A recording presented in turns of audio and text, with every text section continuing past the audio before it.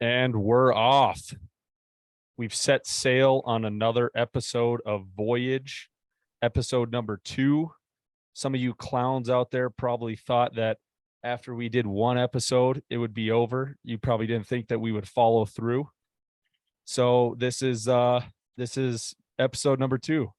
And we plan on having many more in the future, of course. So you clowns who thought that we couldn't produce another episode, you're wrong. The Voyage is back, and we've got myself, Sports Capper Cam, along with laying it down with Dittman, and our director of content for the podcast, Contrarian Kain, is with us for the first time tonight. Good to have you, Kain. And it's good to get the retail gamblers family involved in this podcast. Kain is going to be a big part of this show going forward. But first, Kain, we have to press you on the last item of discussion that you were brought up in on the previous episode. You sold points. You sold points on the Penn State game. You sold a full point, I believe.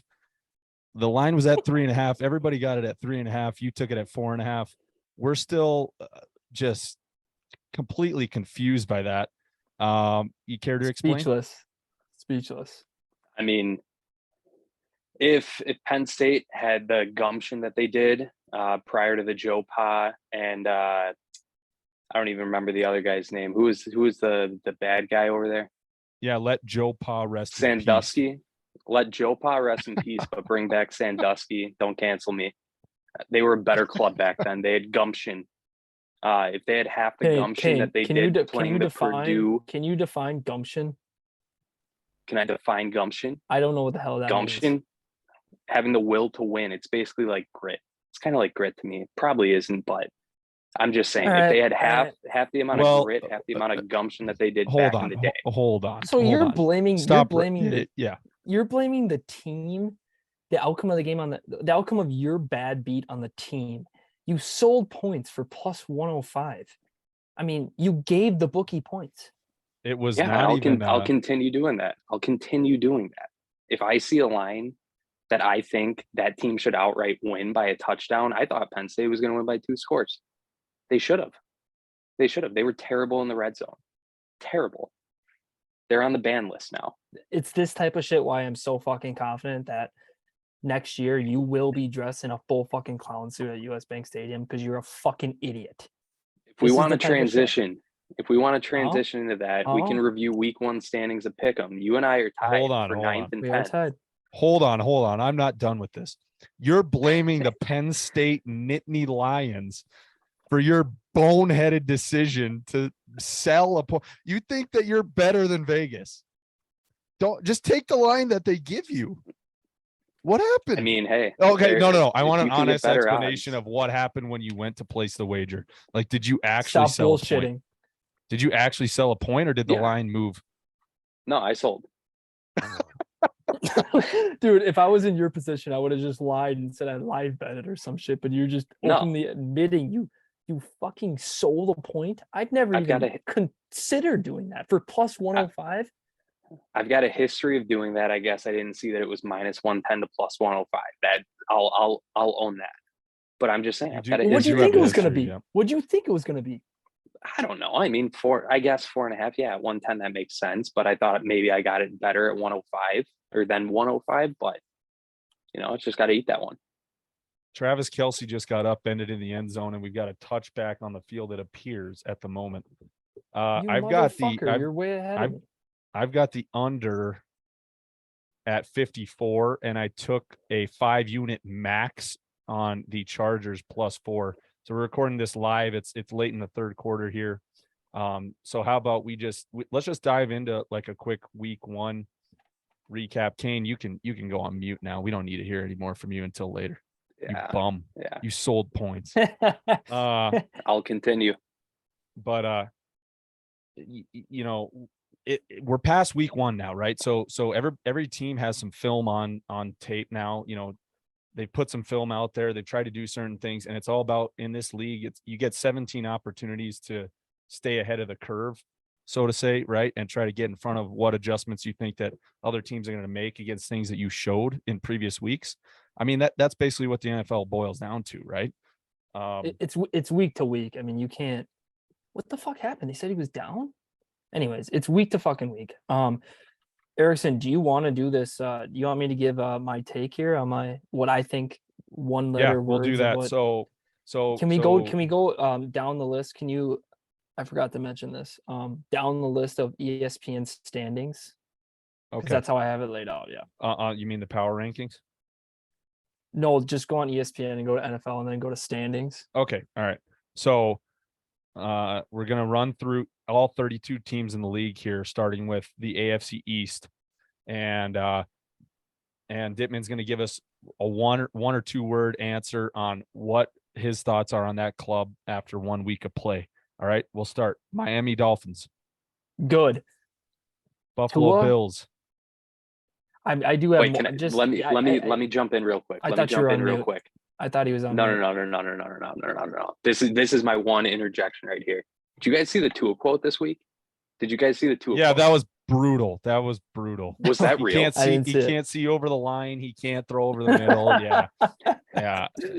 It was a quote from Tua saying, "If my guys want me to throw them the ball, I'm not the tallest guy out there. Get to a place where I can see you, and I'll throw you the ball." Yep.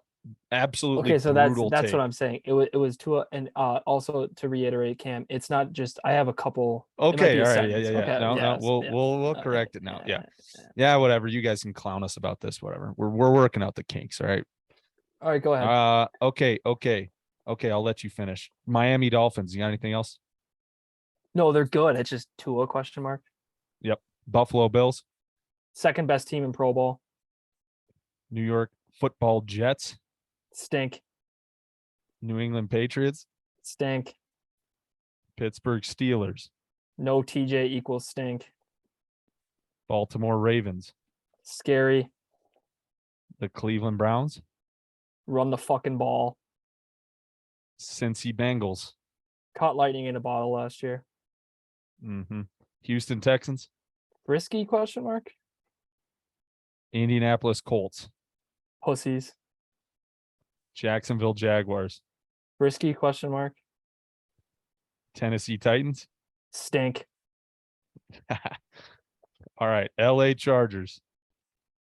Well, that game's going on tonight, but very good. Own worst enemy. Kansas City Chiefs. Don't sleep. Yeah, that's perfect. Las Vegas Raiders. Don't block. Denver Broncos. Pussies. Philadelphia Eagles. Solid. Washington Commanders. Frisky. New York Football Giants. Frisky. Dallas Cowboys.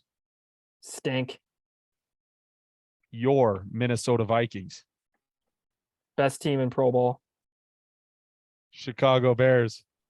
Second best team in the North. The Detroit Lions. Motor City Kitties.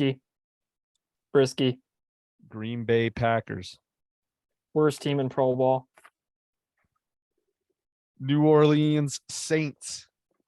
Cheaters. Tampa Bay Bucks. Above average at best. Atlanta Falcons. Below average at best. Carolina Panthers. They are who we thought they were. The Seattle Seahawks. I have on my sheet Sea Chickens. Frisky. San Fran 49ers. I don't fucking know. Arizona Cardinals. Stink. And the Los Angeles Rams. Hungover. Good work, sir. That is good. That's good. I like it. Packers worst team in Pro Bowl. Yeah, I think after 1 week of watching the Vikings play, I mean, who wouldn't say they're the best team in Pro Bowl? They look like world beaters. Look, at the end of the day, you have the Green Bay Packers, and everybody's talking about how good this fucking defense is. They had how many fucking weeks to prepare for Justin Jefferson, and they're terrible. I mean, if their defense isn't good, then you got to look at their offense. And I don't know, man. They have to play both running backs to have enough weapons. Their offensive line, I mean, is it going to be healthy? I don't know. If their offensive line is healthy, that could propel them out of the bottom tier of the NFL. But I don't know. So a lot of people are making a big deal about that first play of the game that they had on offense. Christian Watson right through the mitts, and could it have possibly changed the course of the ball game? That's a sorry excuse from cheeseheads. I mean, come on, man. I have a take on that, and I was at the game. I watched the throw. It was a bad throw. Yeah, he overthrew him. Does Aaron Not a Rodgers, tight spiral. I don't know. I mean, I know people don't like to question Aaron Rodgers, but I don't know. I mean, so let's just jump into thoughts from that week 1 game. I mean, I think the way that the Vikings ran their offense was very well. And one thing that goes underrated from that ball game was our run game. I thought it was gritty. I thought we imposed a little bit of physicality. I mean, yeah, you're right. All the talk was about the Packers defense, and don't sleep. The Packers defense is still solid. And I thought we did a pretty good job of imposing our will offensively. The run game was one of the unsung heroes, if you will, of the ball game, because we got some good chunk plays through the run, and we kind of wore them down a little bit through there. And sure, Justin Jefferson broke free on some plays. I thought we did a good job of scheming him open, but it started up front with the run, and I think that's going to be key going into week 2. It's just funny too, when you I think now what we're seeing, what I'm seeing and what I'm feeling is a new era of football. And I think these young guys have in fact figured out, if you motion players once and maybe even twice, you can get the look you want out of the defense. It sounds so stupid, but it's fucking true. And we did that. It felt different. It looked different. Dalvin had the quietest 90-yard game. Yep. And Kenny, I don't know. They just didn't look good, man. I mean, yeah, the Vikings offensive line is vastly improved, but it's still not like, Cleveland or any of these other teams. And they have Kenny Clark and all these Preston Smith, all these guys. And how many sacks did they have? Couple? I don't know. They were absent, really. I right. mean, Kirk, give credit to Kirk for moving around in the pocket a bit too. I mean, on some of those broken down. But yeah, I mean, I just you know what I mean though? They didn't make plays. Jari couldn't cover me. That guy's fucking horrible. Yeah, it's one thing. Oh yeah, go ahead, Kane. Go ahead, Kane. So what's changed? What's changed? The personnel in terms of the offense doesn't seem like it's changed much. I'm not sure, line upgrades, stuff like that. Like wideouts, you got the same guys. Still have Kirk back there. Still have Dalvin. Line might have changed. I don't know about that. I don't follow the Vikings like that. You guys were big on Zimmer, the Zim Reapers. He's kicked to the curb. So what's changed? Well, I think that there's a few things that have changed. I think you guys touched on this last week in the preview. What's changed? Well, I think that there's a few things that have changed. I mean, you bring in a new ball coach like that, and it just gives your whole club a revitalization, right? Like it's a breath of fresh air in the locker room, and it starts with leadership with that. So some of the roster itself was pretty good last year, and we competed in a lot of ball games. I mean, they lost all but one game by less than one score, by one score or less. So they were there.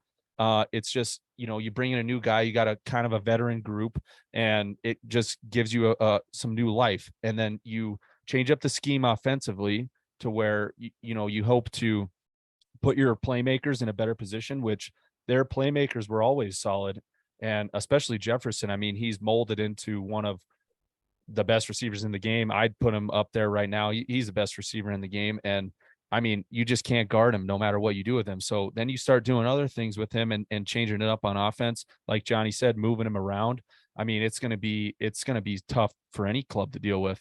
And then defensively, you bring in a guy like Ed Donatel, who's had a solid reputation in this league for a long time and probably should have got an opportunity to run his own defense, quite a while ago. And he really, I mean, is so far, granted, it's just been 1 week. We don't want to overreact, but he's so far looking like he He knows where to put his guys in position to be able to suit them best and make the best plays on the football field, which, health is going to be a big factor going forward, but so far that looks really good. And like the 3-4 might be getting the best out of our guys. So I think it's a combination of all those things. And I think a couple of things I think everybody gains a year of experience and a fresh start, which is huge. I think that we made key accusations. Harrison Phillips, the immovable object. I mean, the guy, he literally just you can't move the guy. It's insane. And then you add like Jordan Hicks, who was they picked on him a little bit, but he kept fighting, kept playing. He's a little bit faster than Anthony Barr, a little bit more dynamic. And at the end of the day, we're not going to really see. What's really going to prove to us how our year is going to go is after like week 3 or week 4, where we start to develop tendencies and shit like that. And teams really start making adjustments. And I think that there is something to be said for that. Now, that's a pessimistic point of view. It's great that we came out and fucking lit it up. Yep. It's great. I mean, you have to have that. Yep. Yeah, but the team is going to go through adversity at some point. The team is going to go through adversity, at some point throughout the year, and it's going to be how you respond to that. There's 17 weeks. It's a marathon, so, but yeah, so far so good. I mean, and a lot of talk has been made too about like, hey, is there something else deeper inside Kirk Cousins that you can unlock? You know what I mean? And I don't necessarily, buy into any of that talk, but I just think you put him in a better position by putting his playmakers in a better position. And you saw that on Sunday. Like, and then when you get the run going even more than they did on Sunday, I mean, they're going to be tough to stop just because of who they have, just because of personnel. And I think growing off have you seen that shit about Kirk? Oh fuck, Justin Herbert just threw a pick. Yeah, pick 6. Holy shit. No, to jump off that, have you seen that shit about is Kirk Cousins fucking better than Lamar Jackson? Like, I think Kirk Cousins is really fucking good, but what a fucking stupid argument. How stupid do you have to be to really sit there and say that Kirk Cousins is a better quarterback, a better player than Lamar Jackson? Obviously, Lamar Jackson's better, right? He's a better football player. Yeah. But like Kirk is still a top, for sure, in my opinion, a top 10 quarterback. He just is. Yeah. And you can win a Super Bowl with the top 10 quarterback. I mean, I believe that. I think last year Kirk really played well, and I think that there's a lot of things that don't go your way last year that if they would have gone a different way, the narrative is different going into this year. And like, I've never been like that big of a Kirk guy, just because I do think he leaves some plays on the field, athletically, and sometimes he gets into that rhythm where it's just like, what the hell are we doing, Kirk? But I will say that there's not 10 quarterbacks in the league that are better at simply reading a defense and delivering the football where it's supposed to go. So, I mean, that's just who he is. So, and I love that. Now and we can close on that. And what I do want to talk to you now is our week 2 matchup in Philly. Yep. I got to be honest with you, total transparency, it's kind of a letdown spot, especially being in Philly. If they fight and they lose, I can live with that and we move forward to Detroit. But if we win this game, I mean, I don't care what, we're legit as fuck. Right. I agree with you. It is a potential letdown spot coming off that week 1 victory. And it would be you got tough road environment. Yes. Yeah. Right. Tough road environment. Philly looked good on offense. Yeah. Philly looked really good on offense. They looked exposable on defense. And I think that we're going to have to change our offense a little bit in this one. I mean, Jefferson's probably going to get his, right? But I think we're going to do a lot of damage on the ground. The Eagles got carved up on the ground in Detroit. I think Dalvin Cook is in for a big ball game on Monday, and he might snap one off. So wouldn't that be something? I I actually wanted to talk real quick about our previous matchups at the link too, because if you remember, like you remember 2016 when we brought Sam Bradford and our 5-0 Vikings club into the link after the bye week. We started that year 5-0. We were riding high, saying Super Bowl, right? Sam Did Bradford. we dummy the Saints at home that year? Yeah, and then we just got trashed by the Eagles at the link. Sam Bradford looked like he was on crutches in the pocket, honestly. And then sleeves. And then we have the 2017 Sleeves. NFC title game. Obviously, we don't need to talk about that. That's touchdown. And then I kick, think we went touchdown. there in like 2019 or something. And then remember we had the we beat them, but remember Linval Joseph with the oxygen mask on after. Oh yeah, he took one to the crib. Yeah. So yeah, no, I mean Philly's a tough place to play. That'll be a fun ball game to watch, though. I mean, I think those are two dark horse clubs in the NFC. Yes. So, and I do think that if you want to bet on this game, wait. Nope, sorry, I already locked in a 5-unit max on the money line. Plus 115, baby. I think you could wait and get him at plus 130. I hope that's the case, because I'm gonna take him. Yeah, if that line moves up like that, though, that means I'm probably going to get 3 or 3.5, and I'll take the points too, because I think it's going to be I think it'll be a close ball game, if anything, if Philly does win. So all day. But yeah, I agree. I mean, you can't overreact to the outcome of this one, because if we drop it, it is what it is. Right. No, I agree. Yeah, I agree. I mean, I think we kind of covered it, and I don't want to jump forward too far. I mean, I think I mean, my brain works week to week. I've got one thing for you. Is there do you think that Irv Smith's involvement in the offense to you in week 1 was alarming, or is it fine? It's fine. He's still hurt. I mean, it's fine. I think he's still a little bit banged up. I think he's going to get more involved, especially as the season goes on. He's such a fucking weapon, dude. Yeah, I think he's the guy that, like, if you get him going, then watch out, because you got 4 guys who can catch the ball. I mean, 4 guys just in the receiving core. I'm talking, obviously there's Dalvin out of the backfield too, but like, dude, get Irv Smith going. If anybody listening to this has any prop bets, and I don't know the line, take Jalen Reagor scoring a touchdown. Yeah, take I like that. I actually like that. It's gonna be huge odds. Take it, dude. People in Philly are even saying he's gonna score a touchdown. It's one of those. Yeah. I think KOC is gonna probably try to scheme something up for him. It'd be sick as fuck. But he might take a punt return to Dallas too. I've always been a huge Jalen Reagor fan. I knew he was gonna be good, dude.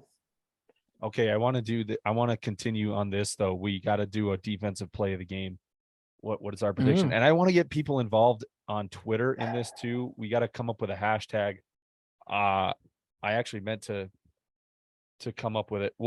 I'll tweet it out, and if you guys hashtag what you think the play of the game is, and follow on with us here, and then if you're correct, if what you say happens, then there's going to be some sort of prize or something.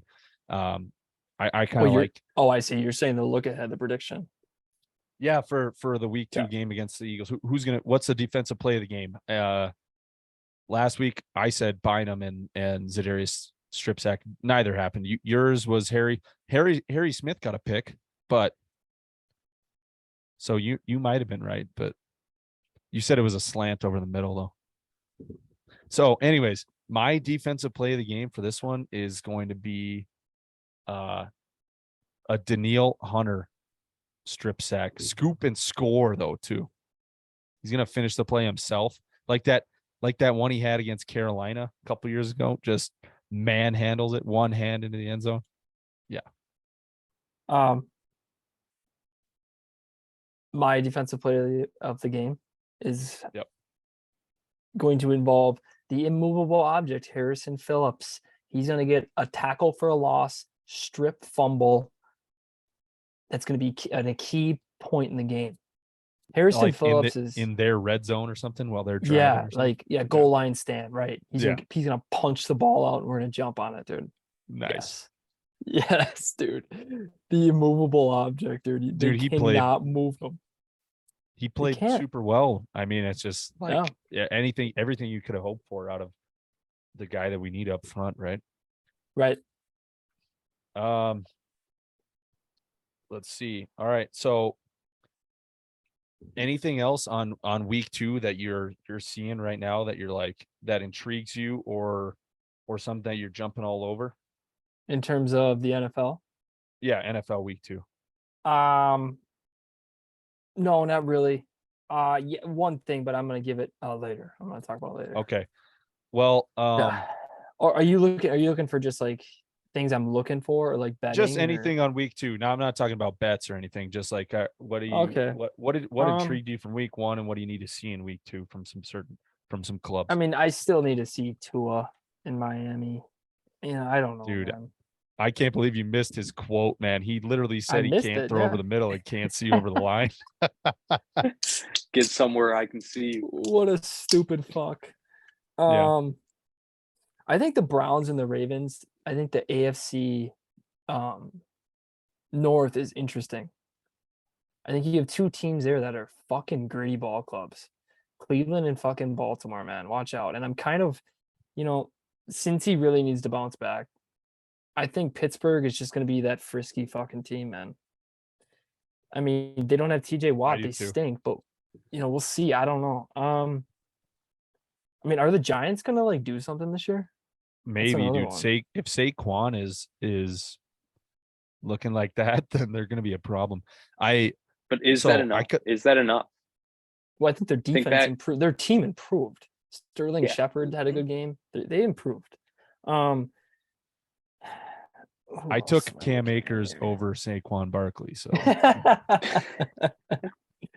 But it's one of those things where I went to the well one too many times with Saquon. He fucking trashed me last year, so come on. The other one, but if I get burned like that, that's fantasy football at its finest. I think that I'm just gonna give 2 more that I'm looking at here that I'm kind of giving prove it guys. The Bucks need to keep improving. Yep. The Saints, if they they have to beat the Saints. They can't lose to the Saints. They can't keep losing to the Saints. And I mean, it's going to be interesting to see the 49ers in an actual fucking ball game. I thought so. Bucks Saints. Jameis didn't look bad. He didn't look bad. Michael Thomas back. Who would have thought 2 touchdowns in his first game back? I wouldn't have thought that. He was on my bench in fantasy. I would have loved that help. Kane. The Bucks didn't play this. The Bucks play the Saints this week, buddy. No, I know. I'm saying who would have thought last week? Who would have thought last week? Jameis has a good game back from, Jameis 1-1 writing his book, all that bullshit. Who would have thought Jameis steps back into, the helm, has I'd say a great game. He played a great game. And then Mike Thomas comes down with 2 grabs. That's all right. Maybe not great. It's intriguing. Their defense is fucking good, man. Yeah, the Mike Thomas having 2 touchdown receptions was pretty wild to me. But that at the end of the day, that dude is can guard Mike. You get a better defense out there. He ain't doing that. And Jameis, maybe he could beat you over the top, but ultimately he's going to self implode to where he's not going to be able to lead that club anywhere prominent. I mean, he's going to make too many bad decisions throughout the course of the year. I don't see it from them. The Saints are cheating fucks, dude. I fucking hate the Saints. But you're right. I mean, the Buccaneers really need to go into the Superdome and get a win, because the narrative on them right now is they can't do that. And if Tom Brady wants to put all this shit to bed about him and, he's not all locked in, he's wishy-washy about coming back. Do you think he's having troubles with his wife? Yeah, I think maybe. I think maybe. Do you think the greatest quarterback of all time has a rocky home life? I mean, if you're the greatest quarterback of all time, though, at the same time, you probably spend more time with The Rock than you do your wife. So it's just like, do you blame her? She's also like a supermodel. Like, He's got a good family. I mean, it's just like, one of those things where I think everybody blows shit up. It's social media, dude. I don't know what happened. I don't know what it's funny as fuck to talk about her. I don't know what her quotes were, but apparently she came out to the She media had and said quotes. some I shit didn't at him. even know that. I like Yeah, just making shit. I like just making shit up in my own head. Do you think he was seeing other women? Blow some steam off. Do you think she's seeing other men? I think that's the more likely Or situation. women. I mean, dude, you know what I mean? Like, isn't Pete Davidson single? Oh man, no one can say no to Pete Davidson apparently. No, so dude, no. I don't nobody really can. even So, know, but it's kind of fun. all right. Let me say a couple things on week 2 action. All right. Some of these lines are getting outrageous because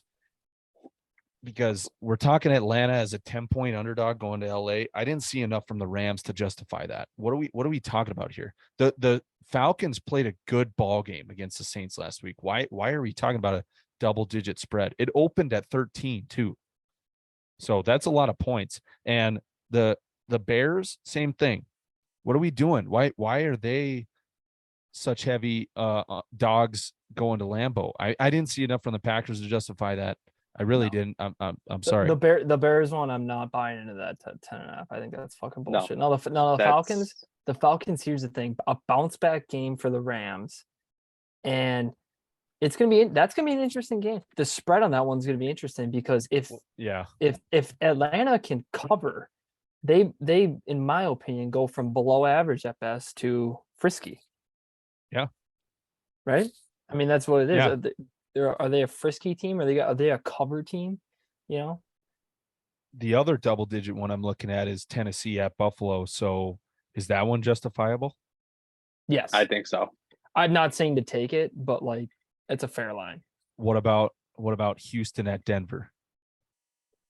No, dude, fuck Denver. Nate Hackett's a piece of shit, dude. Fade that motherfucker. He will fuck up, dude. He will fuck up. I had a fucking max bet on those fucking idiots. And Nate Hack, I don't even want to talk about it. That was so fucking bad. We can talk about it later.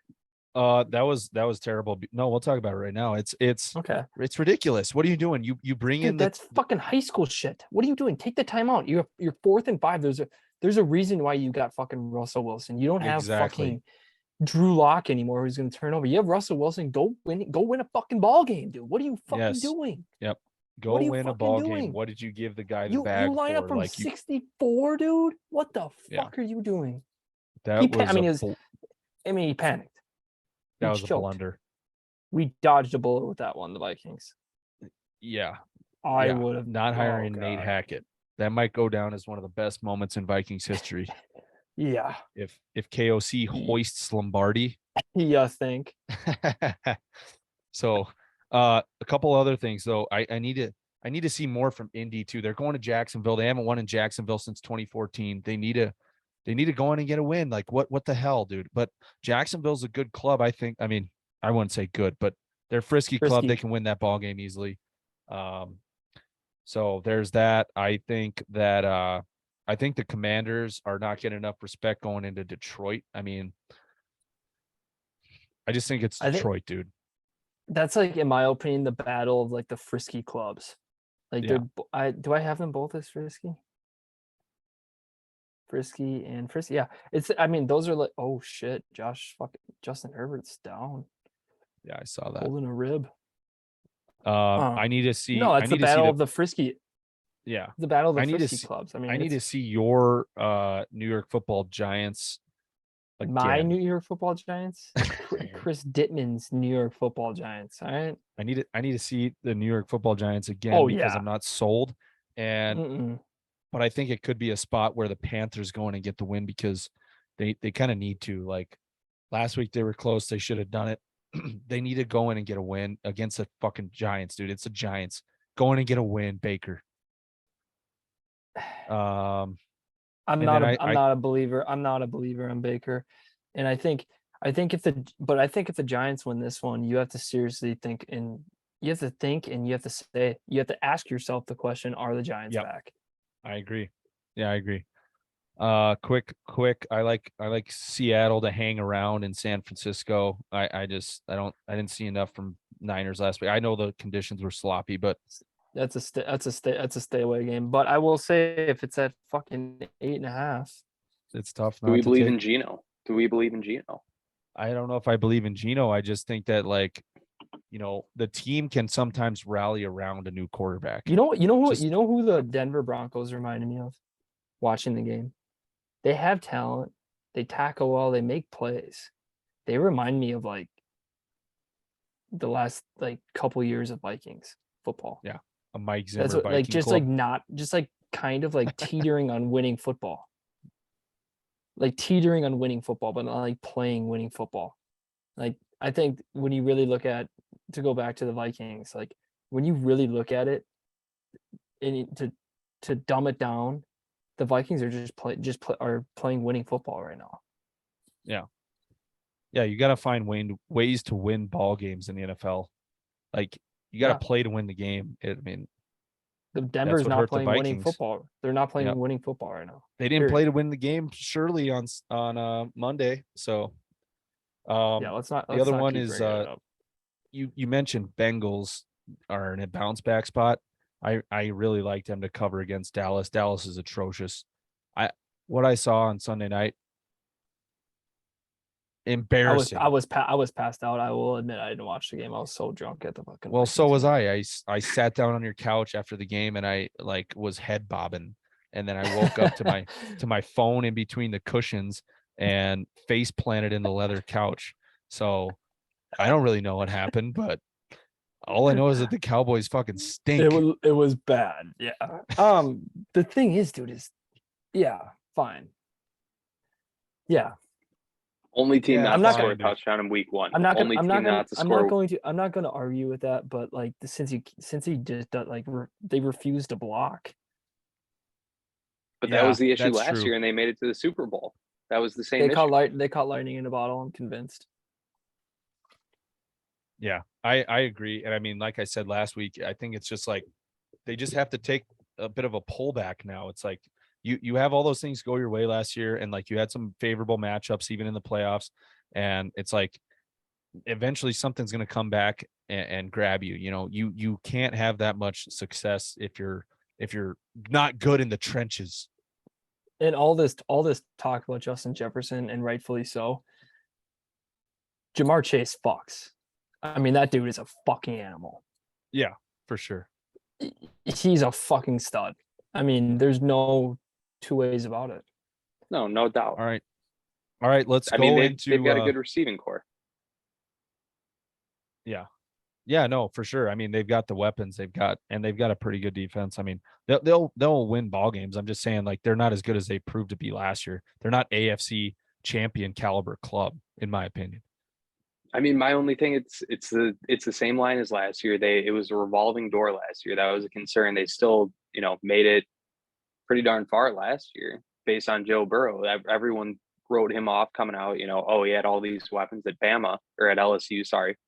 All these weapons at LSU, comes out, shows out in the league, perfect representation of a guy who was NFL ready, has a great season. T. Higgins, Jamar Chase, they're both studs. He has the same weapons. The line, if he had more time, that'd be great. They'd obviously make it a lot farther. But it's the same line as last year. It's the same issue. Is that really lightning in a bottle, or is it they can, Joe's just finding opportunities?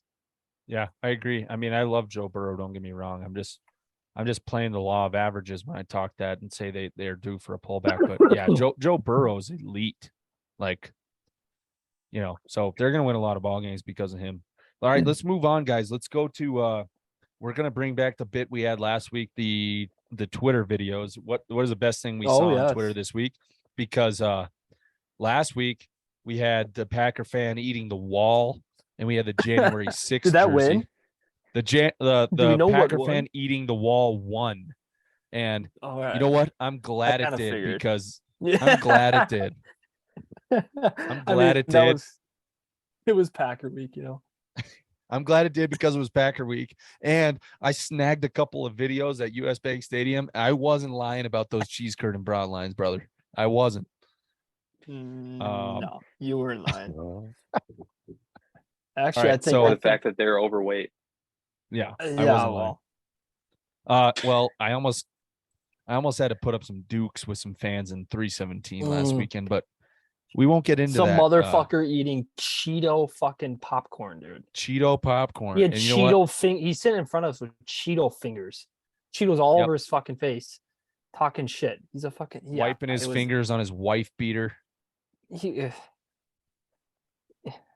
that guy think he was gonna do? We were gonna jump him. Well, so then after he cooled off, he was offering us some Cheeto popcorn, and we're like, who the fuck's gonna eat that crap, you idiot? Yeah, like who wants that? Where'd you even find that? It came in this thing and it literally said Cheetos on it. It was just orange. This popcorn is just orange, and his fingers the whole game. Like he's like sitting with his fingers like this, and they're just his fingertips are just orange. I mean, you can't make it up. You can't. At the end of the day, you can't make it up with these people. You just can't make it up. All right, so let's move on with the Twitter videos. Yeah, the best thing I saw on Twitter this week, and I mean, this isn't necessarily that funny, although it's kind of funny because it was Jair Alexander running his mouth, saying I should have been one-on-one with Jefferson some more. And it's like, okay, buddy, well, let's pull up the all 22 and let's see all the times you got him one-on-one in coverage. Well, Nick Olson, Vikings pundit, tweeted out the all 22 coverage. Jair one-on-one against Jefferson, absolutely cooked. Just cooked him straight from the line of scrimmage, ran a nice post route, basically, and just left him in the dust. I mean, shimmied him on the up and was wide open. So, like, Jair Alexander, you stink. He's sitting there in the post-game presser, like, saying, oh, I don't know why I didn't get him more one-on-one. Well, that's why. You stink. You stink. And I think with this segment about the Twitter videos, sometimes you're gonna be able to describe, like mine, I can describe it and it's funny, and sometimes you got to watch it, and that's one of those you got to watch it, but it is fucking funny because he got like 5 yards of separation. Yeah. Yeah, dude. All right, Kane. All right, mine. So everyone knows about the monsoon that happened at Soldier Field. Obviously, just an absolute downpour, and I believe it was the upper deck on the suite level. There's a Niners fan sitting there with a Bears commemorative, popcorn jug. And he's just sitting there, and it's like a waterfall just coming straight down on top of him, just straight into this jug of popcorn. And he's just sitting there like trying to palm out what he can. It's, soggy popcorn. You spill an ounce of water on popcorn, it's gone. He's just sitting there looking at it like, I just spent probably $30 on it, bro. And he's just, he's sitting there taking it. I think the video is funny, but it's more of just like the idea of who the fuck buys popcorn in the rain, dude. I agree. Who buys popcorn in a game? I mean, who buys popcorn? It kind of makes, at least it wasn't flaming hot Cheetos popcorn. It kind of does make me think it was a bit, but it was still fucking funny. You know what I mean? Like, because who does that? Yeah, right. It was a bit, but also back to the flaming hot Cheetos popcorn. Does the bank have if you bring in food that's closed, can you bring in food to the bank? No. It's an NFL. NFL clear bag policy. So you're telling me the bank sells flaming hot Cheeto popcorn? That's the problem right there. I've never fucking seen that, dude. Who the fuck goes in? And dude, even if they do sell some gimmick like that, who the fuck buys it but a Packer fan? I think it was a limited time release only for the Green Bay game, and they were taking tabs to see if they could fucking sell a cheaper popcorn. I think that's what it was. They were trying to see how many gimmicks they could sell to Packer fans. Just any junk food they could scrounge up. Hey, here you go, buddy. Probably was stale. It was like found in the back of a warehouse somewhere that they tried to release it in like 2013, and there's like it didn't sell on grocery store shelves, so they just put it out there. Although, but the fact of the matter probably is that motherfucker sought out the Cheetos popcorn specifically. Like, what a bozo. Let's move on. I'm gonna go with mine. I actually kind of had to search hard for mine. I honestly didn't do. I really searched for trolled the fuck out of Twitter, and I found this video of fucking these dudes in Vietnam smoking weed out of a shotgun. Like they were sucking it out of a barrel. Yep. It was pretty funny. I mean, it was fucking objectively hilarious. Well, it's crazy too. Like it's a sign of the times, and like those guys were Yeah. going through it, man, and they just like they're in the jungle hunting Charlie, and they're yeah. fucking smoking kush out of a fucking like, you know, whatever. You know, we all smoke our fair share of weed. You know, whatever. You can say what you want, but I don't know that I would suck smoke out of a fucking barrel of a shotgun. Like, think about that for a second. It was wild. Like, you're just putting your mouth like this. You're just putting your mouth over it just to get high. Right.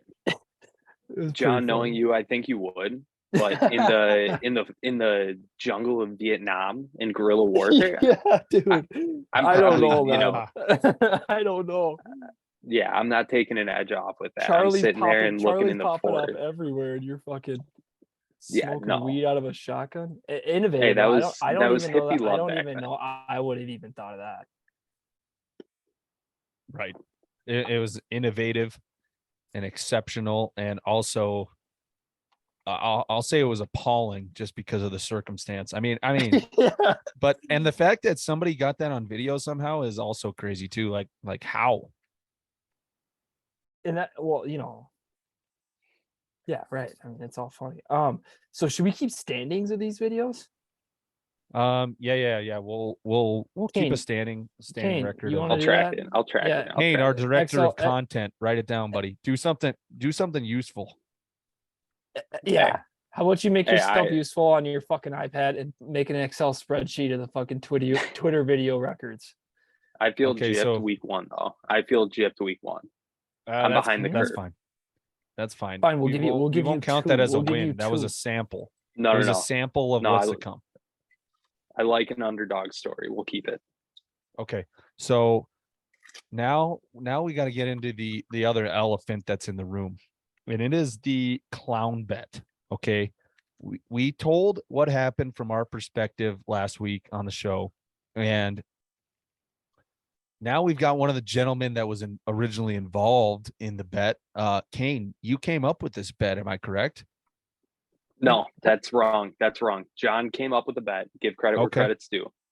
And I will say that I'm going to go quick with this because John nailed it on the head last week. You know, he came up with the bet. He addressed that you and I, we've got a standing feud on who's a better capper, who's a better better in basically any sport. You know, it's just, I feel like Danny and I both kind of got that alpha mindset when it comes to, you know, I know I'm terrible at most sports. And I'll still say, yeah, I'll fucking run the table. John came up with that. It was his idea. And, you know, he came out with, yeah, whoever lands worse and pick him, wear a clown suit, you know, wear clown garb to a game or something like that. And that was basically like the baseline. A week or two goes by. Danny comes back with like this, you know, novel of a text saying, you know, oh, you know, I said if it doesn't happen, since I'm getting married next year, if it doesn't happen, you know, I'll pay you $300. And then 30-second. Yeah. Can I take a 30-second? Sorry to interrupt. He said this the Wednesday before the first Thursday night game. Yep. Right. Yep. He did that. Go ahead. He did that. We had been in talks, negotiations through a week. And I was, you know, basically the background was if this bet doesn't happen, $300. That was basically the sum of the time that gets paid out to the winner from the loser. And, you know, I threw out a bunch of random stuff that you see in like fantasy. If I can't do it, you know, I'll do the Waffle House 24-hour challenge or Denny's, whatever's local. He was like, oh, that's dumb. That's dumb. Whatever. Classic Danny. And at the end of the day, I went back to kind of the rules that he laid out, put it into a contract. I paid attention in business law in college. Loved that. Wish I was a lawyer now. Would have been a lot more fun than what I do.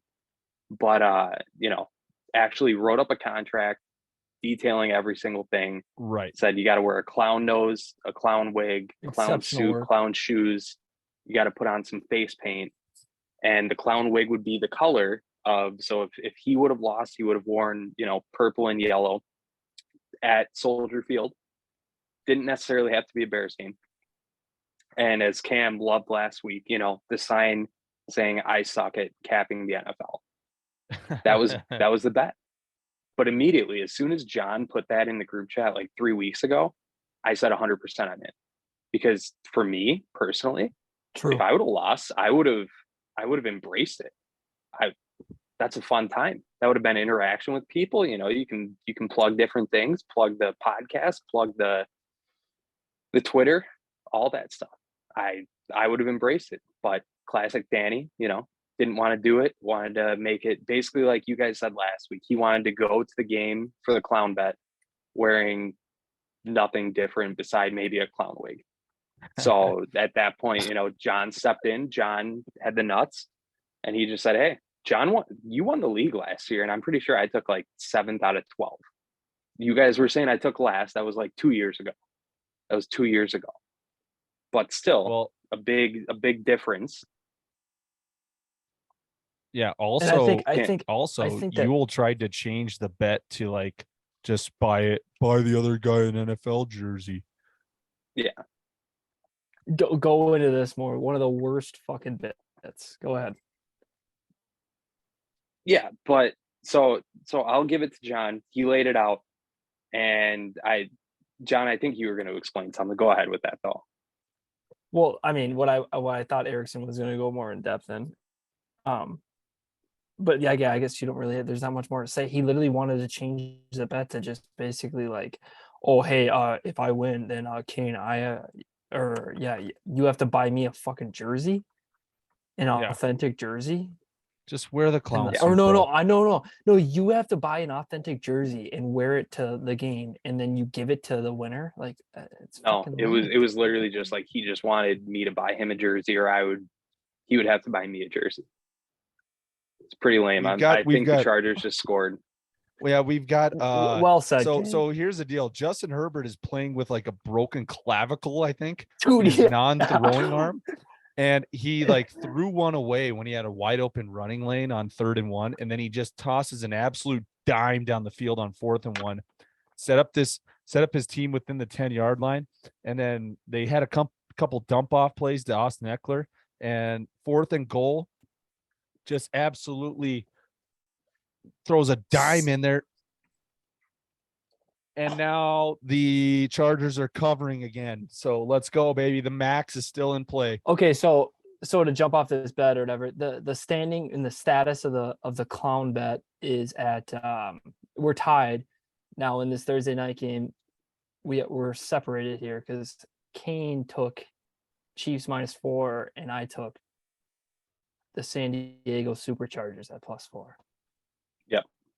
So and to wrap up. So, but who's number 1 in the standings right now? Your boy. I believe that's you. Oh, yep. Ligma. Are you tied with Cohen though? Hey, are you tied with Cohen? Yes. Erickson's always tough in these things. So Cam is tied with Zach Cohen, who did not submit a Thursday pick last week. Fucking kid is in the league. This is the fucking Cohen had an unreal week though. Jesus Christ. I think he's paying for picks. He might be paying for picks. Hey, we'll never sell our picks. Our picks are always free. By the way, our picks are always on Action. Follow us on Action. Our picks are always there. The link's in the bio. Come on, brother. We ain't paying for picks. Yeah. But to sum up the clown bet, basically Ewell backed out. He didn't have the nuts. John said, I'll step up. I don't care. John took the alpha. He said, I won the league last year. Kain was in the bottom tier. We'll see how it pans out. We'll see. My problem with it is the bet does lose a little flavor. The original bet was between you and Danny, and there's trash talk and there's always riffraff between you two. So, but with that being said, I'm gonna fucking beat you, and you're gonna have to come to the bank wearing a fucking dress as a fucking clown. You're gonna carry the torch. Could I say one thing? If that does happen, I will embrace it. That's a trip for me to come up and see the boys. And I don't care how many times throughout college did I embarrass myself and embrace it. I don't care. Right. And I think also the problem is I am also kind of, and I don't want to do that. By no means do I want to go to Soldier Field just as a fucking clown with a sign saying I suck at fucking capping the NFL. But yeah, I don't want to wear the sign either, but yeah, and it does John, lose flavor because how many, like, Go remember ahead. when we were walking out of US Bank Stadium last week and there was like cardboard signs in the trash can that said, "I stink at fantasy football," and like, yeah, I mean, uh, it's funny as fuck. it's funny. It's funny. Yeah. All right. Well, my max bet is in jeopardy here because the Chargers didn't cover the onside kick. So let's move on now. That the sucks. Kane, you've got a Clase Azul class act of the week, and this is going to be a weekly segment that Kane's got going on now. The best thing that he saw this week as far as a class act in the sport. Yep. I am Yeah, curious so- to see how this segment goes. I'm curious. And wait. He begged for this. Cash the max. The Chargers cover +4, baby. The Chiefs kneeled it out, and that's your ball game. 5-unit max winner. Wait. Go ahead, Kane. That's fucking insane, dude. All right. Yeah, Class A Azul, classy play of the week. Basically, like Cam said, going through what happened in college football, any sport, just a class act. So this week, my pick for that, Nick Saban. Might not be seen as a class act, might be seen as an asshole running up the score against, basically D3 teams, paying him $2 million to come into Tuscaloosa and lose by 70 points. But this week, class act, his players ran out on the field after coming back on Texas, in Texas, and his players are going, horns down. And he was yelling at him. He said, "Don't fucking do that. Don't fucking do that." That's a class act right there. He kept his players in check. He told them, "Hey, respect the game, respect them. No horns down. No horns down." That's my Class A Azul class act of the week. All right, Kane. No horns down. Kane. I'm gonna rank these class acts out of 10 every week. That was a 4, dude. Hey, but with that, we'll see. With that, the only place to go is up. Only place to go is up. All right. I like the optimism. All right. Well, we're going to dive into our gambling corner now because there's a big slate this weekend, and I love it. I love the board for college football and NFL. My picks are mostly going to be college, though, but I've got a few things to look at. And so how this is going to operate going forward is we're going to have us and whoever else may guest appear on the podcast is going to give these picks out as well. And we're going to give 3 picks every single week. Could be across any sport. Doesn't matter. And basically, we're going to give out 3 picks and we're going to track ourselves. Kane's got the Excel spreadsheet, I hope, because that's what we've employed him to do. So I hope. Yeah, I hope. But we're gonna give out 3 picks a week and talk a little bit about some of the spreads that we like, and then we're gonna play those obviously, and amongst others potentially. But we're gonna track ourselves, and at the end of the year, there's gonna be a capper of the year. So we're gonna run this through college hoops through the end of March Madness, and so I'll start it off here. I got a lot of plays. We have a trophy. We have a trophy for this too. Kane is also in charge of that, right? Yeah. Our director of content's got it all handled. Yeah. We don't know what the trophy is or what the punishment is for the loser or what, but everybody that comes on the podcast though is going to get an opportunity to do this, and we're going to track everybody. So it'll be kind of fun and good to keep track of this stuff. So I'm going to start off, and here's the thing. I'm going to throw out some college football plays for you that I like, and I'm going to give you some reasoning behind those. It's mostly trends, okay? College football early on in the year, I think it's a lot of trends, and you got to kind of ride those trends. It's the same thing with college hoops early in the year. Like, a lot of these trends are kind of undeniable, and I think Vegas takes into consideration these trends when they're building their lines and stuff. So when we look at those, I'll dive right in. The first one I like is Pitt -10 at Western Michigan. I think Pitt is not getting the credit they deserve here because they come off a bad loss. And I mean, a tough loss. Okay. but Western Michigan is 1-5 as double-digit dogs in the past 5 seasons. Frozen. And sorry to interrupt you, Erickson. do we have technical difficulties? Yep. Go back to Pitt. Doesn't get the credit they deserve.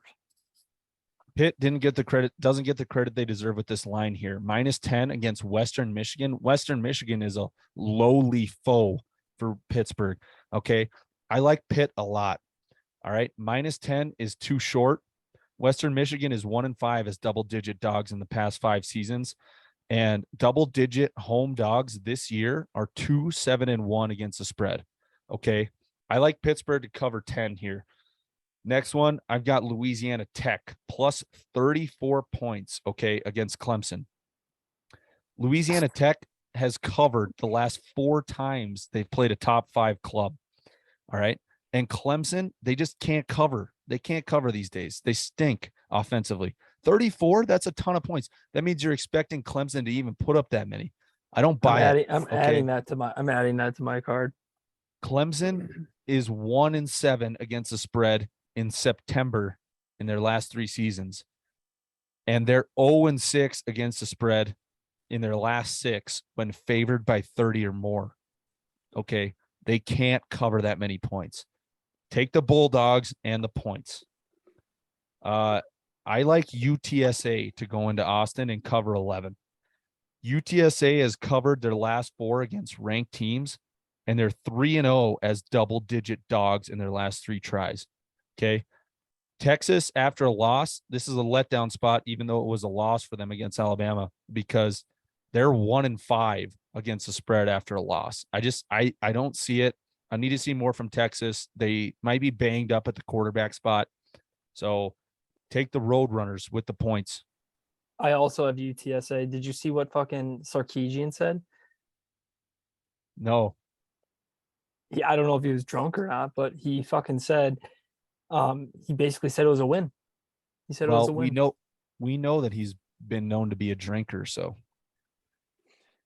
we know that. Surprised. Yes, yeah. Because I don't can't see say you number... won. You can't say you won when you lose. They got fucked, sure, but like you can't say that. Yeah, I don't see a tally mark in the win column. It goes back to Trent Dilfer. You can't win games in this NFL, in this league, and still lose. Or however that went. It's. Keep going. Okay, so next one I've got. I like Miami. I don't know if I'm gonna play this one, but the line has been moving quite a bit here. I think it opened at 6.5 or 7. I saw it now down to 5 because a lot of money's early been coming into Miami. I'm going to see that one play out, but Miami is 5-1 against the spread as road underdogs since 2019. They got a good club. They got a good quarterback. I like Cristobal. A&M stunk it up last week, so that's what gives me a little bit of alarm going into this one. They need a bounce back, but I don't know if it comes here. All right. Next one. Could I interject really quick? Go ahead. So you're going through more than 3 picks. Were your first 3? I'm just no. Listen, I'll tell you which ones I'm playing. Picks, dude. I haven't said which one I'm playing yet. All right. I'm just giving you some analysis on some plays I might like. Sure. I got you. Fresno State plus 12. Okay. This one I don't know if I'm going to play either, but that's a lot of points. Fresno is better on the road. They're 27-2 against the spread over the past 6 seasons on the road. Okay. So trust this Bulldogs club to potentially cover. USC is 5-12 against the spread in non-conference games over the past 6 seasons. So USC has trouble covering. And listen, when we talk about trends like this, I understand that these are different ball clubs. USC is a better team now, and I'll say that this isn't the same team that's played over the past 6 years, but you got to kind of put some credit towards that trend there, because I know Vegas is taking that into consideration, right? And then Fresno is also 7-0 against the spread in their last 7 against ranked clubs. So something to think about there. Okay. And then Michigan State at Washington. I like the under at 56.5. The last 4 September games for Michigan State have gone under the total. And Washington unders are 9-2 when they play ranked teams in their last 11. So I like that one to be a gritty affair. Washington's a tough club at home. It's going to be a tough environment. Michigan State, there's going to be a lot of running the football there. I kind of like the under. That's a pretty high mark at 56.5. So plus the travel, yeah, Michigan State, it's I kind of like. I'll add that one too. I kind of like Washington to win that ball game too, but I'm not gonna play a side in that one. I don't think. But so my 3 picks are the first 3 I mentioned. I'm gonna go with Pittsburgh -10 at Western Michigan. Yeah, I think they easily cover that one. I like Louisiana Tech to go on the road into Death Valley and cover 34. That's too many points. And then I like UTSA. I like the Roadrunners to go into Austin and cover 11. Those are my 3 picks for the gambling corner. Okay, I also have a pretty confident card I love the card on Saturday. Saturday's gonna be fucking awesome, dude. I love the card on Saturday. I have UTSA also for the obvious reasons, except I have them at 12.5. Okay. Got them at 12.5. So I got Oklahoma -10.5 at Nebraska. Nebraska's fucking horrible. It's not a rat line. They're a bad team. It's absolute fucking disaster in fucking Lincoln. I have Ohio +19 at Iowa State in Ames. It's a letdown spot for the Cyclones. They're not that good. They're not. I love the Gophers to cover to cover 27.5. Colorado's the worst team in college football. I like Washington State -16.5. A lot. Colorado State's fucking bad, bro. Georgia State, Charlotte can't fucking stop a nosebleed. NC State -10. That's my play to win the ACC. And then I have this is a fun one. Fresno State USC over 74. Wow. It's too high, dude. You're hoping for fireworks at the Coliseum. It's going to be absolute track meet at the Coliseum. Over 74 fucking points. All right, so what are you locking in there? Are you officially playing UTSA? Yeah, it's already played. Well then I'm going to change mine then so that we're not contradicting. I like the UTEP Miners -3 at New Mexico. The New Mexico Lobos are the worst team in college football. It's not even close. They're the worst team in Division I football. They're the worst team in FBS football. All right. UTEP short road dogs at -3. Are you kidding me? Nobody should come into University Stadium at New Mexico and be that short of dogs. I'm taking the Miners minus the points, and that replaces UTSA. What's the attendance? It's probably the worst in college football. I don't know. I haven't looked into the numbers. I'm not going to BS like I know it. Also, my NC State play is I have 1 unit in all my games, and my NC State play is 2 units. I'm I really like fucking the Wolfpack, man. I really fucking like them. Right, so okay. John, give me your 3 plays. Yeah, go ahead. UTSA 12.5 at Texas. Well, I mean, wasn't gonna put that on there, but now that Erickson likes it too, I love it. NC State -10, and let me look here. I like the Ravens in NFL a lot. What's that line at? -3.5. Yeah. I love that, dude. I love that. All right, so those are your 3. Yep. Okay, real quick. I forgot one. I like. What do you mean you forgot one? No. My 3 plays are Pittsburgh -10, Louisiana Tech +34, and UTEP -3. Lock those in now because those are easy money. I'm just giving you one more that I wrote down here. Liberty with the points at Wake Forest. I think the Sun Belt is a really good conference this year, and I think Liberty's a good ball club. And I think 16.5 is way too much for a Wake Forest Demon Deacons club to be favored by. So I like Liberty. All the plays I gave out I'm fully confident in. So take that for what it's worth. Kane, go ahead. All right, so I'm gonna start out with what I'm locking in. We already touched on kind of two of these through John's NFL overview, but Bills -10 at home against the Titans. I think that's a lock right there. I think that's a lock. The Titans didn't look good. If, Derrick Henry's not putting up over 100 yards a game, they're not doing anything. Take that for what you will. Second one, Steelers +1.5 at home versus the Patriots. Love it. Patriots and Titans. John said they're both frauds, essentially. Bills, he said they're his second best team, and the Steelers are frisky. I had this locked in before he gave his spiel. I think Mitch is looking great. He can throw to the left. That's kind of my overview. Mac Jones not looking great. New England not looking great. Third lock, I'm keeping it, and this is also going to be my spicy Serrano spread of the week at Trey Meister. I think that's how you say his last name. On Twitter, we've got a little side wager going on. Bears +10 up in Lambeau. The Packers did not look nearly themselves. I don't think that's like just some random thing that happened week one with Aaron Rodgers getting used to a new receiving core. I mean, who's he throwing the ball to? Allen Lazard and Sammy Watkins. Sammy Watkins, one-hit wonder. Sounds like a pop star. The Bears, take it for what you want. Week one, it was a rain game.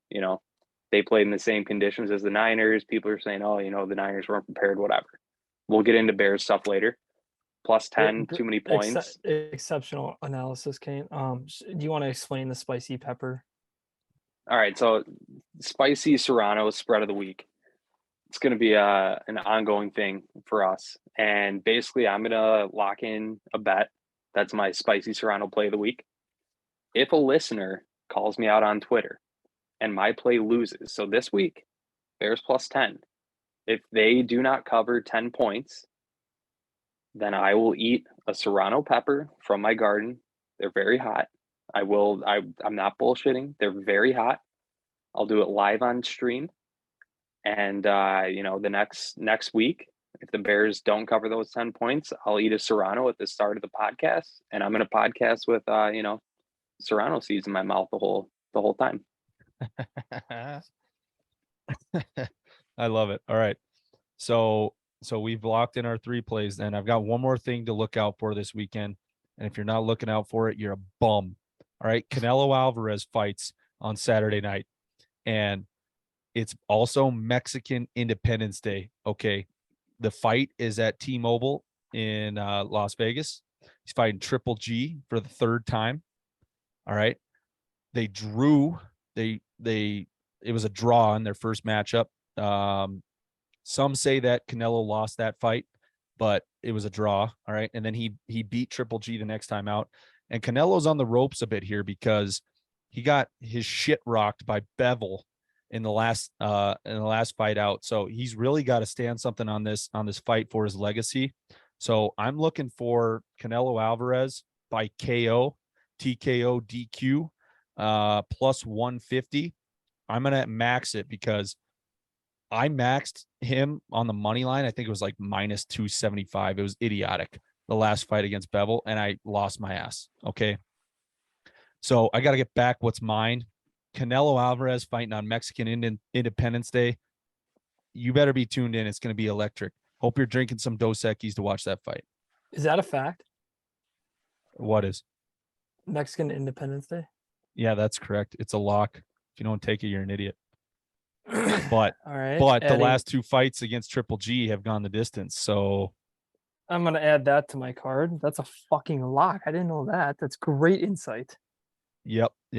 So look for Canelo to cement his legacy in this one. So that's it. That's our gambling corner for the week. And man, I really like the card. I really like the card in college football. I like the card in the NFL. I'll have some plays out. I'll tweet them, but those are my 3 gambling corner plays. So, all right. What else do you guys got? I mean, you want to do Kane? You want to do your little Bears bit Yeah, let's. we're gonna end this episode. I guess this is. I mean, we've never ended an episode, but we're gonna end this episode where we're gonna give Kane his fucking piece on the fucking Bears, and then we're gonna have our say on it. Go ahead, Ken. Yeah, so we'll keep it short and sweet. I know, demographic here is Minnesota fans, a couple Packers fans here and there. It's a mixed demographic. Go ahead. Yep, go ahead. All right. So last week, looking at the game, a lot of critics coming out saying, yeah, the Bears won because of sloppy field conditions. Bears put in new Bermuda turf right before the game, prior, to the Chili Peppers concert. Bad Bunny the week after that, or the same week. Cam and I were at Chili Peppers, by the way, great concert. Bad Bunny the next night. We were trying to scalp tickets an hour before the concert, try and get into that concert of the year. And then, there was some German band the week after shooting off fireworks. People were saying, hey, bad field conditions, the Bears know how to play that. All I'm saying, they put down new turf. And if I were Kyle Shanahan, being an experienced NFL coach, I would have had those choppers, instead of dumping buckets of water on the California wildfires, I would have had them over our practice facility, dumping buckets of water down on my players, saying, this is what you're going to be in Sunday. That's all I got to say. They both play in the same conditions. Trey Lance, Justin Fields, both young quarterbacks.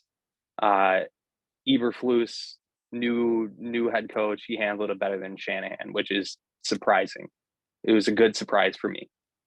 The line looked better for the Bears. Got a couple guys in there. Tevin Jenkins back. Justin Fields has a little bit more time, even though, weren't tossing the ball as much with the downpour. We'll see how that goes in Packers week. Khalil Herbert out touching David Montgomery, or not out touching, half the amount of touches as David Montgomery. Got to score, more effective, basically twice the amount of yards. I love Khalil Herbert. I think he's a great guy. I love David Montgomery. I think he's, a top 15 back in the league. Khalil Herbert, he's somebody who's spicy. He's somebody who I think he's going to make some noise in the coming years. Good receiving back. Montgomery, that's not his forte. We'll see how that goes. I like our backfield right now. Cole Kmet, 1 target. That was a little concerning with all of the hype around Cole Kmet coming in this upcoming season, top tier tight end, did a great job run blocking. I think that's one of his strong suits. He's a good receiving tight end too, but rain game, I'm going to wash that out. The only other thing I have to say about the Bears, Trubisky for the Steelers, this is an alumni quote. Trubisky for the Steelers looked good. Robinson for the Rams, he looked terrible. All I'm going to say is Mitch made A-Rob in his time in Chicago. That's all I've got to say on that. So that was last week. Looking forward to the Packers preview. I mean, you guys kind of touched on it with the review with the Vikes. Rodgers didn't look the same, doesn't have Devontae to lean on, doesn't have, a solidified receiver to just check down or know that he's going to be open, goes through his hot routes. Devontae's going to be open 95% of the time. He doesn't have that anymore. Defense didn't look good. Jair, like you guys noted on trying to cover JJ, looked absolutely terrible. Do the Bears have a receiver like Justin Jefferson? No, I'm not gonna say that and be delusional. Nobody does. Yeah, Bengals, Jamar, whatever. We'll move past that. That's my thing on that. Packers defense doesn't look as good. Rodgers doesn't have the weapons to lean on. Aaron Jones didn't look great. AJ Dillon didn't look great. Maybe, the reign of the Packers in the NFC North, that's kind of over. That's what I'm hoping. So with those two things combined, Bears +10, I love that. The only thing that I'm going to say in our corner that's not a good thing to look at, the Brookfield Zoo in downtown Chicago this week, the Brookfield Zoo, they euthanized a bear. They euthanized Jim the bear, 27 years old. What the fuck? During Packers week, that's something that I think that's bad juju. They explained it that Jim the bear, 27 years old, he started really showing his geriatric symptoms, and he wasn't doing well. So euthanizing a bear during Bears Packers week, That's the That's only got to thing, give you you know. some hesitancy. Okay, look. I mean, it's not a good Hey, look. but euthanization or feeding the bear cheese curds, I don't know what would have been worse. I mean, probably the curds, but I Listen, mean, still. I didn't. First off, I'm just gonna say this: you're a fucking idiot, dude.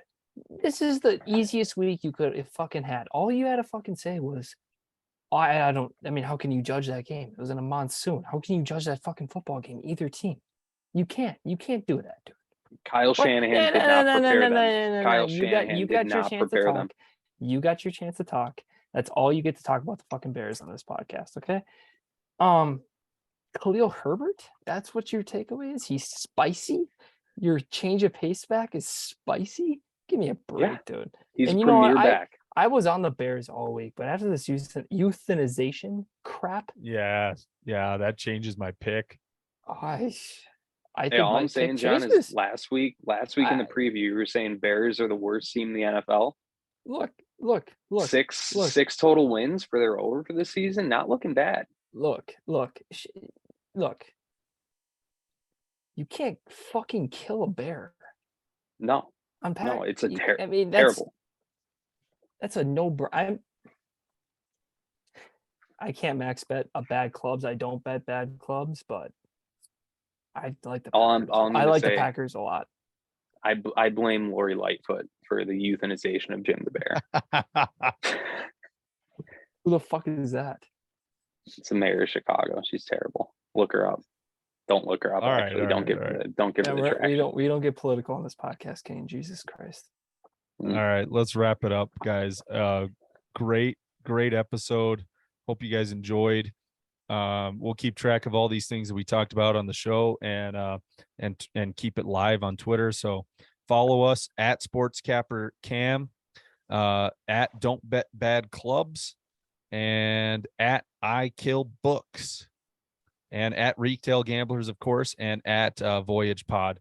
Hope you guys enjoyed the episode. We're looking forward to week 2 in NFL. We're looking forward to the Vikings going into the Link in Philadelphia and coming away with a victory.